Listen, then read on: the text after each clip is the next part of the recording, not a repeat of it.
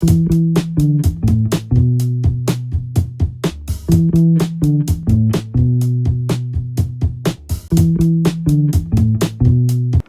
everybody, Nercoids here once again with another video, obviously.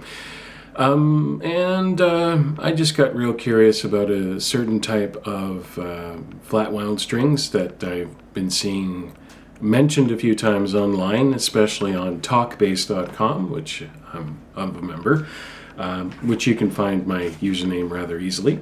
And it's one of those places where it's sort of a no-name type of string.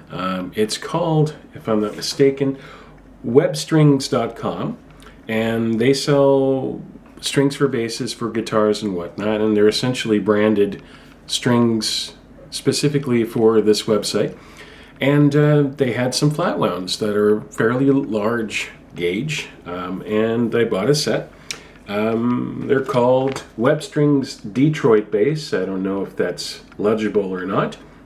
And it's the heavy 50 to 110s, so they're fairly big strings. In fact, I'm going to show you one of them right now. I've got the big E string, the 110, and they're a little different than what you would normally buy. For starters, this is actually the first silks I've seen, well, actually the first strings I've seen without silks. If you look at that closely, you know, it almost looks like a progressive, but sure enough, I mean, look how thick that is. And I'll see if I could just bring it up close enough. I have it on automatic, so hopefully the macro focus will come in. It's pretty tight. And the feel of the strings is actually very, very smooth. And it's pretty heavy too.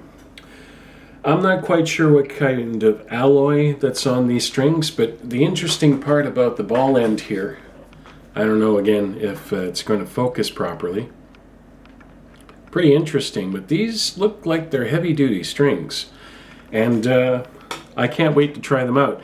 Now, before I actually slap them on the bass in question, that's the other reason why I was doing this video.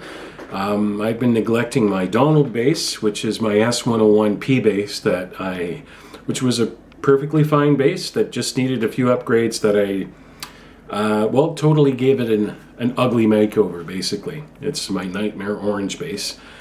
Plays great. It's got a Calig B75 pickup in it, which actually has a nice vintage tone. It's regular round. It's about a 11K, which is typical for a P bass. And I'm going to be comparing the Detroit bass strings with the ones that are on there already, and they're the Optimas. These are the Optima flatwound strings, and they're 45 to 100s. And I haven't tried these strings on yet, obviously, because I just showed you one of them. So it's going to be interesting what comes up with. So I'm going to be using the same bass. I'm going to be using the same setup as well. And this time, however, I'm not going to be using any amp simulation. It's going to be direct in through the Steinberg interface, and there's just going to be just a little bit of limiting just at the very top end, maybe just about 3B. Not so much to bring up the level volume, but it's to keep things from distorting too much. I'm going to keep it clean. Tone's going to be wide open in any case, and so will the volume, so it's really just going to be a change of strings, and I'm going to go through all my usual ones. The only thing I'm not going to be doing is slapping, because I don't know how, and it's a type of playing that I'm not terribly interested in anyway.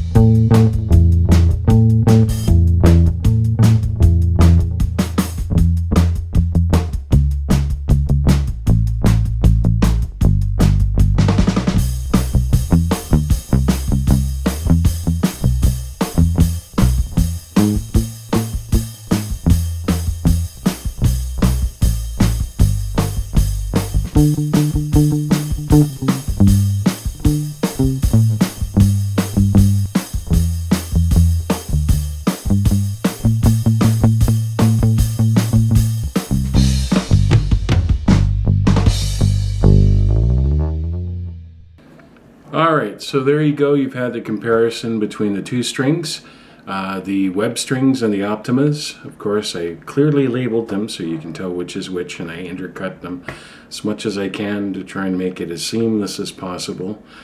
It might be slightly off. It's difficult to do it eye by eye when you're, trying to sync up with waveforms and all that. So my impressions about the Webstrings themselves, they're doing quite a number actually on my bass, especially on the neck. Here they are actually. If you look here at the windings, I don't know if it's going to focus properly. I have the camera on automatic focus.